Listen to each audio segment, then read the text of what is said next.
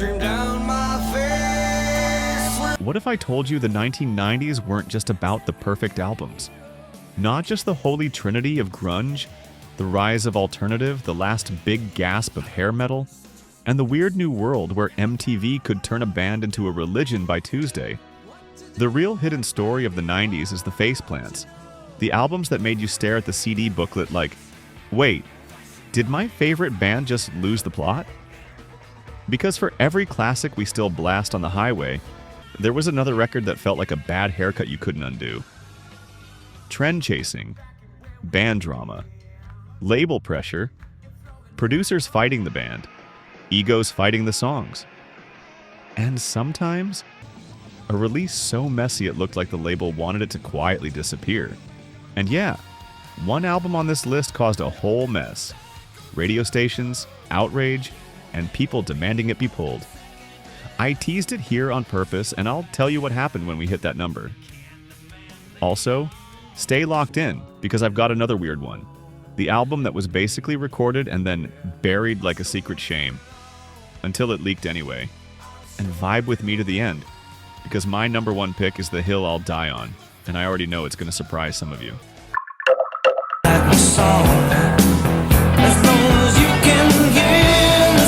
If you lived through the era, you remember the feeling.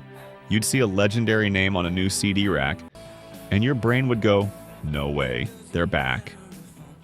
You'd buy it off the strength of history. This album is one of those strength of history purchases.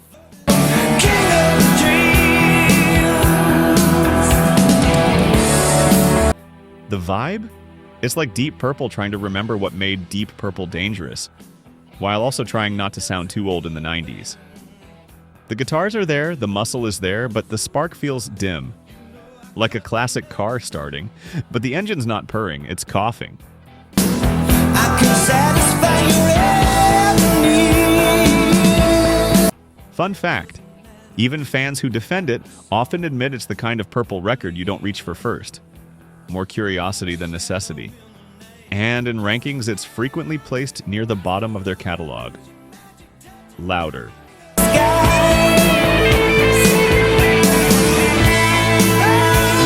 Why it got overlooked? Because the 90s didn't care about legacy points. Not when the radio was turning to grunge, alternative, and a totally different kind of anger.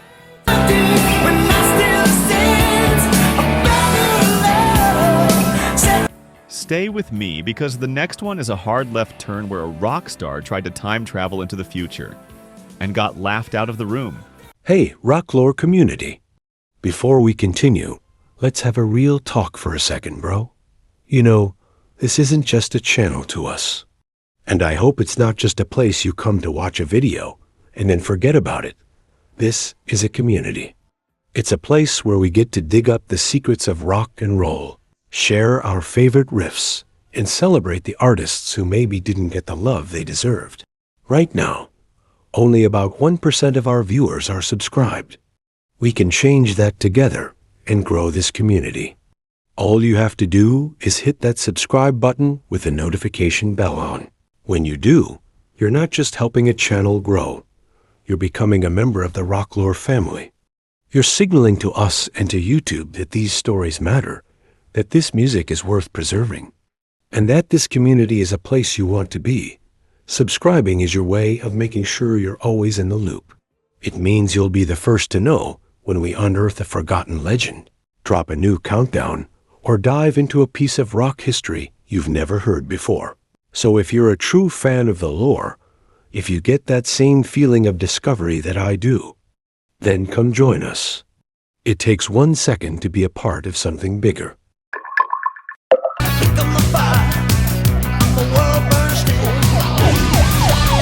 If you weren't there, you might not understand how wild this felt.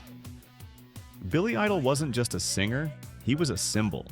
Leather jacket, sneer, giant hooks, that whole I own the night energy. So when this album showed up with a futuristic concept, electronic textures, and a big cyber identity,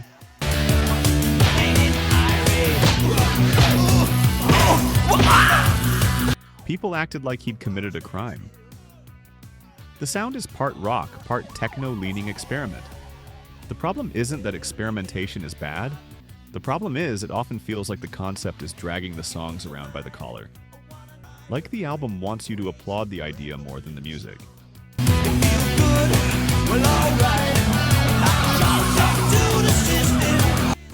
Here's the reality. It landed to negative reviews and didn't perform the way his classic run did.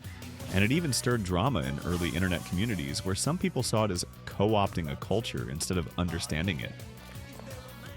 Myth versus truth pattern interrupt. The myth is, it's unlistenable.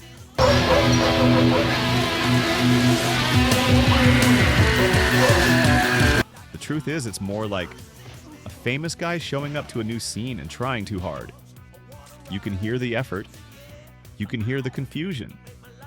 Forgotten by the charts, never forgotten by the diehards who love weird misfires.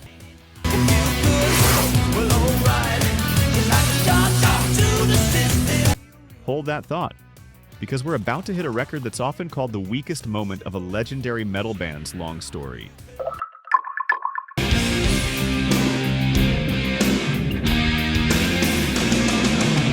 This is one of those albums where if you mention it in a room full of Sabbath fans, somebody sighs like they just smelled burnt toast. It's not that there aren't moments, it's that it feels like a band with one foot in their own history and the other foot slipping on the 90s floor.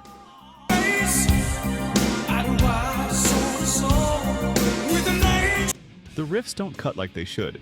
The production doesn't hit with the weight you want from the name Black Sabbath. And this isn't just fan talk. This album was widely panned, and it's routinely described as one of their weakest efforts.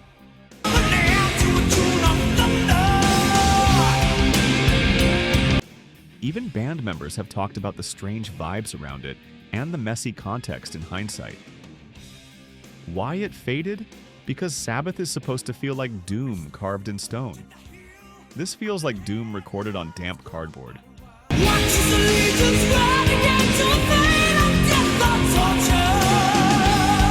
Stay close, because the next one has a story nobody tells unless they're deep in the nerd zone. A supergroup situation that turned into a patchwork quilt. Got no place to stay.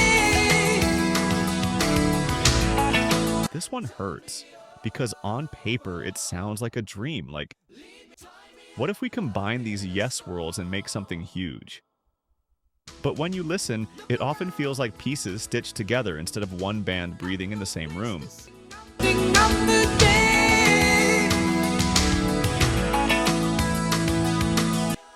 The vibe jumps, the polish feels uneven, and part of the reason is the behind-the-scenes chaos. The album's making involved tension, separation, and yes, session musicians and replacements in places where fans expected the real lineup to lock in together. Even members of the band have been openly critical of the project.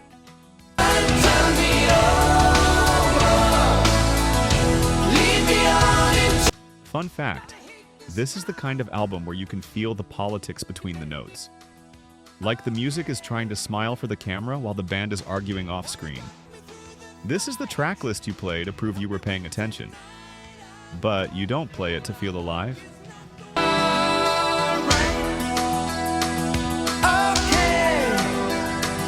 And the next one? The hype was huge. The return was loud.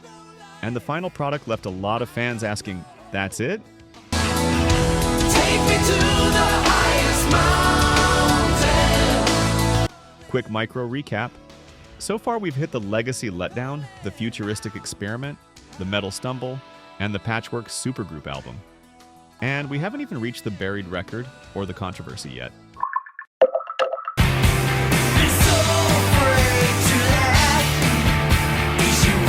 If you were there in the 90s, you remember the excitement. Vince Neil back with the band. The headlines. The vibe of, okay, maybe they're gonna reclaim that old magic. And then the album drops and it's all over the place. There are moments where it tries to be darker and modern. Moments where it tries to be weird. Moments where it tries to be classic Crew.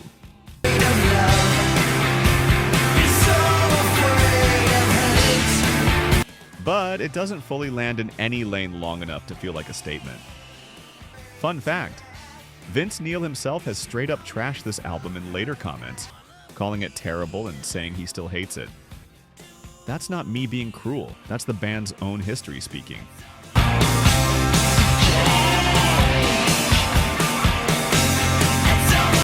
Why it got buried? Because in the 90s, nostalgia didn't automatically win. You had to bring the songs. Stay with me, because now we're entering the zone of big-name bands trying to keep up with a world that was changing too fast.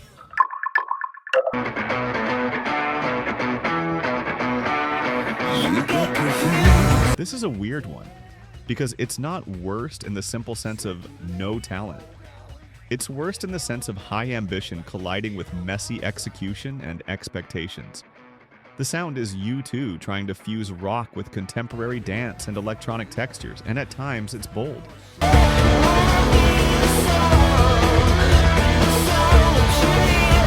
But it also has that feeling of a project that didn't fully settle before it hit the shelves, like the paint is still wet. In retrospectives, it's often described as polarizing and misunderstood, and the era is tied to the band pulling back into safer territory afterward.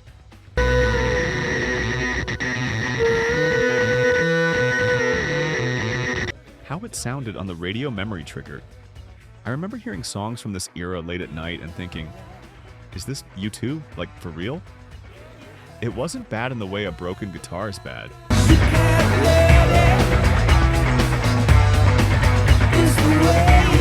It was bad in the way a familiar voice shows up wearing a mask you don't recognize. And the next one?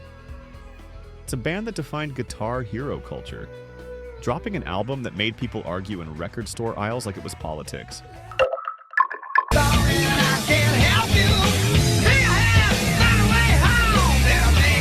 This album has the energy of a band trying to restart the engine with a different key. It's long, it's glossy in places, it's heavy in others. Eddie's playing is still Eddie. Nobody can take that away. But the album often feels like it doesn't know what it wants to be. Classic party rock?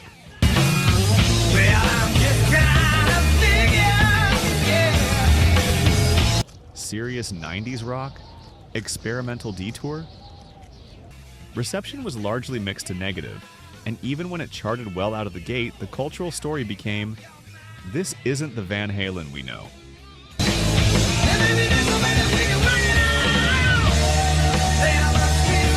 Fun fact, it's one of those albums where you'll meet one fan who swears it's underrated, and 10 who look away like you just brought up a bad breakup. Hold that thought, because we're getting close to the album I teased that was basically recorded and then hidden.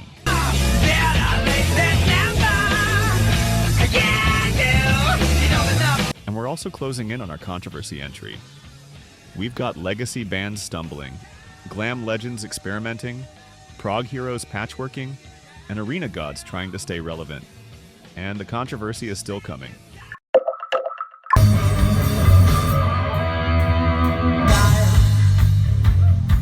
Okay, this is the label tried to bury it story I promised. Kiss recorded this album in the mid-90s, and it leaned dark and grunge-leaning. Very much the band trying to exist in the era they were living in. But then the reunion plans and the bigger business move showed up, and the album got shelved.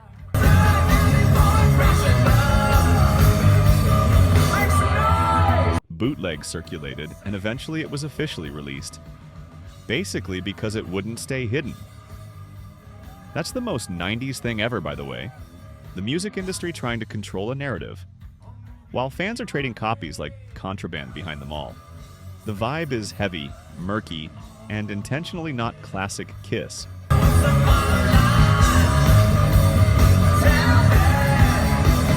And that's part of why it's on this list. It doesn't feel like a confident reinvention. It feels like a costume change done under pressure. Forgotten by the charts, never forgotten by collectors, and now...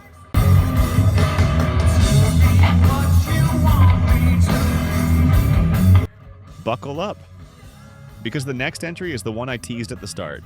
The controversy, the mess, the headlines. Hey, Rocklore community.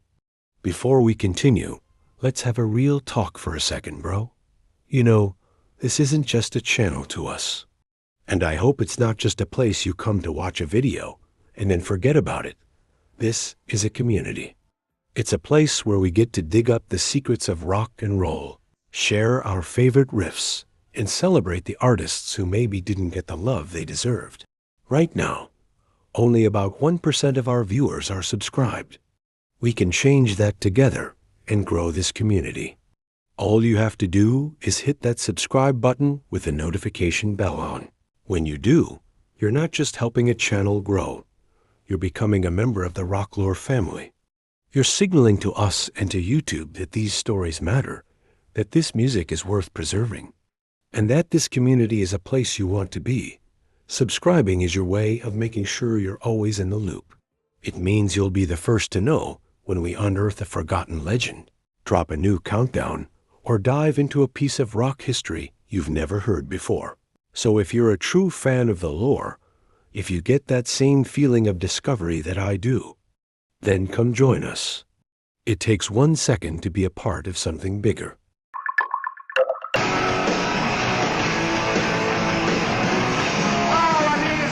All right, this is it.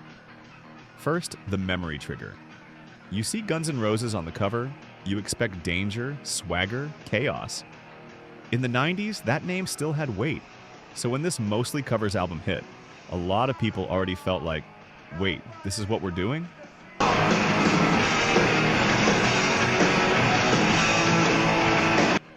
Sonically, it's raw punk covers, garage energy, a band paying tribute to their influences. And in a vacuum, that can be fun. But here's where the controversy comes in.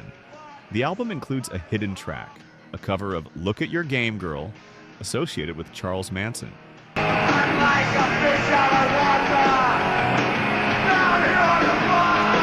And that choice caused real backlash and outrage at the time, with debate about whether it should have been included at all.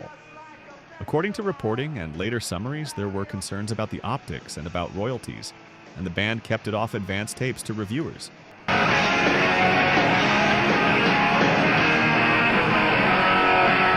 Now, to be careful and fair, there are always two sides to how people talk about this. Some fans frame it as shock humor or bad taste that got out of hand. Others see it as crossing a line you just don't cross. And regardless of intent, the result was the same.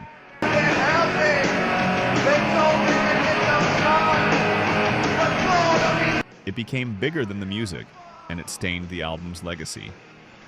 That's why this isn't just an album. It's a moment in rock history where the conversation turned from riffs and attitude to ethics and outrage.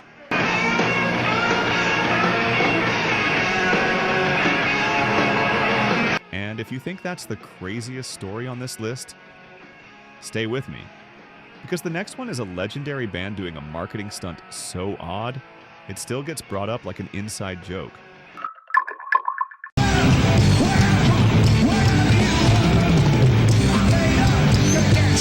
This era is complicated.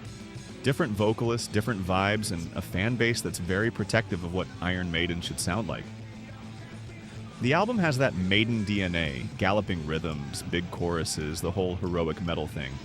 But it was met with mixed to negative reviews, and it's often talked about as a low point in the discography.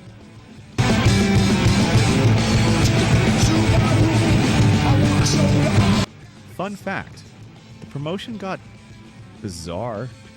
There's a whole story about them doing football-related promo events tied to the album's theme. And even if you love the band, it's one of those "what were we doing" moments. Louder.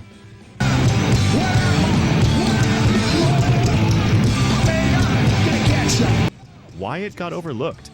Because when a band's legend is that big, anything less than great feels like a betrayal, like even if it's merely okay.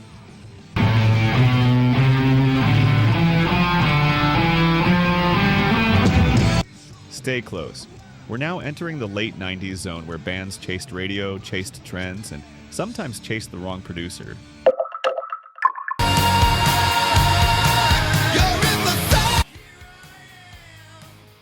This one is fascinating because it's not just about the sound. It's about the story they sold. It was marketed like, the original lineup is back, baby. Big hype. Big cover. Big comeback energy. But the behind-the-scenes reality is messy.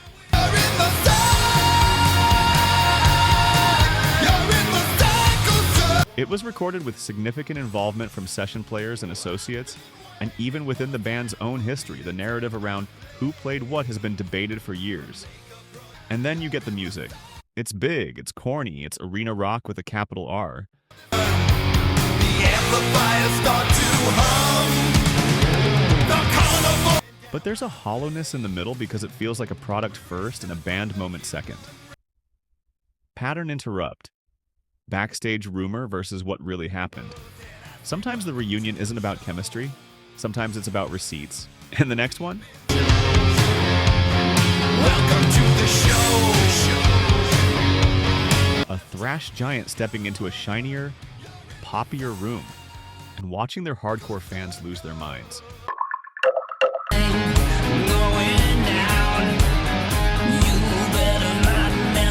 If you were a Megadeth fan in the 90s, you remember the fear, please don't go soft, please don't chase radio. And then Risk shows up. And it's cleaner, more commercial, more pop rock leaning than what many fans wanted. It wasn't universally hated. Some people defend it.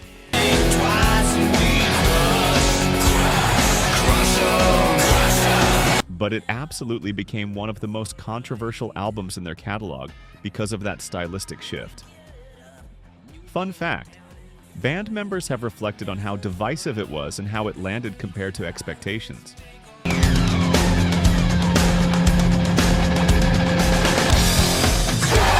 Why it got overlooked? Because the title became the headline. People didn't even argue track by track, they argued identity by identity. Stay with me because now we're down to the final stretch.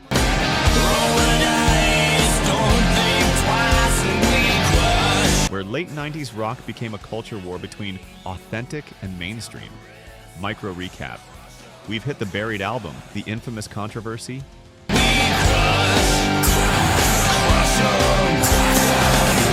The weird promo era and the big sellout debates. And we're about to enter the albums that didn't just disappoint fans, they helped define what people hate about late 90s rock.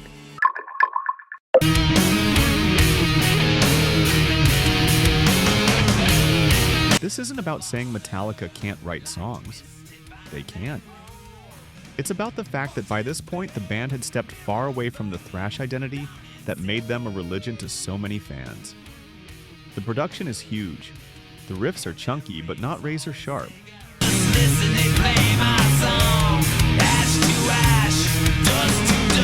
The vibes lean more hard rock than metal apocalypse. And yes, there was backlash around this era, with fans and critics arguing about the band's direction and image and what it meant for their legacy.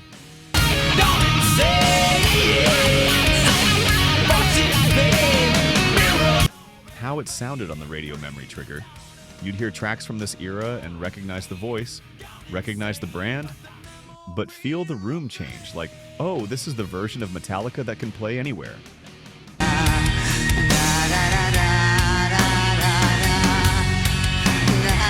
And for some fans, that was the problem. Forgotten by the charts? No. Forgotten by the diehards? Never. They're still arguing about it today. And the next one?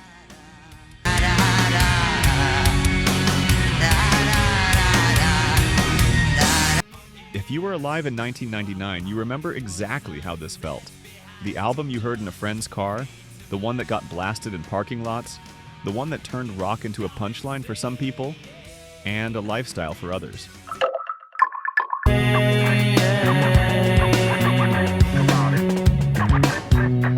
This album is the late 90s in a snapshot.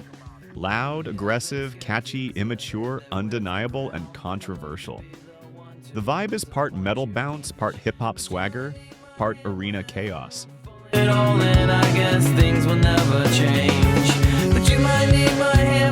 guitars are thick, the rhythms are heavy, and the whole thing feels like it was designed to explode through cheap speakers. Here's why it's on this list. Because it embodies the good, bad, and ugly of the era all at once. And that's not just me saying it.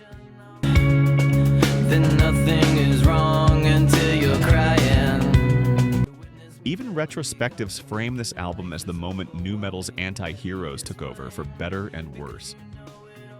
Fun fact, This era is tied to big cultural arguments about what rock was becoming, who it was for, and whether it was turning into pure spectacle. Nothing is wrong until you're crying. Crying on me. 92.7 to 96.9. WRRV. Why it got overlooked artistically, even while it stayed popular?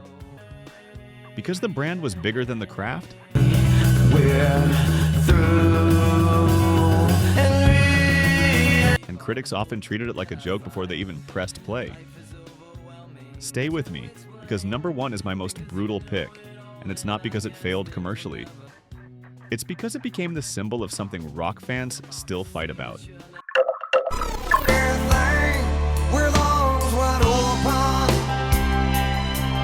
Yep, this is my hill, and I know what you're thinking. Worst, but that album was huge. Exactly. This is the surprise, the twist, the reason I teased it. Human Clay is the kind of album that dominated the world while also becoming a cultural punching bag. I'll show you everything. We're lungs wide open. Massive success, massive radio presence, and then a wave of backlash that hit so hard it became part of the band's story. The sound is polished post-grunge. Big choruses, big emotions, big seriousness. The guitars can genuinely crush when they want to.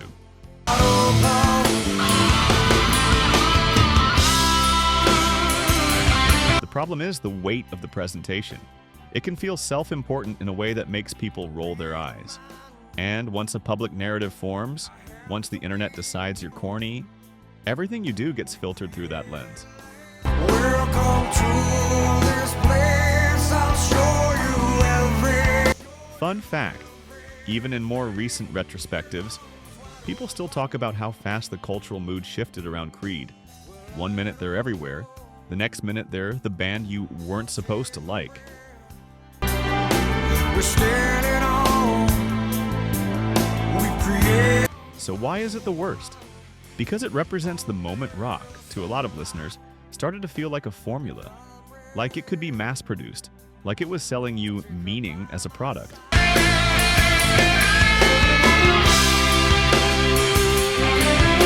And to be clear, if you love this album, I get it. I've heard it blasting from car windows.